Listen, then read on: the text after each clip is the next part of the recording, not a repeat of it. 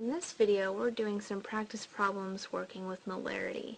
Molarity, remember, is a unit of concentration that is described as moles over volume in liters. And so that's all you really need to know, and we can go ahead and get started with number one. So you're asked to find the molarity of a solution that is made by adding 24.3 grams of sodium sulfate in 125 milliliters of water. So we need to find molarity, and first actually we need to convert this grams to moles, and we have the molecular weight. So 24.3 grams, if you divide by molecular weight, gives you 0.171 moles. So molarity would be 0.171 over 0.125 liters, because this is milliliters and we need to be in liters.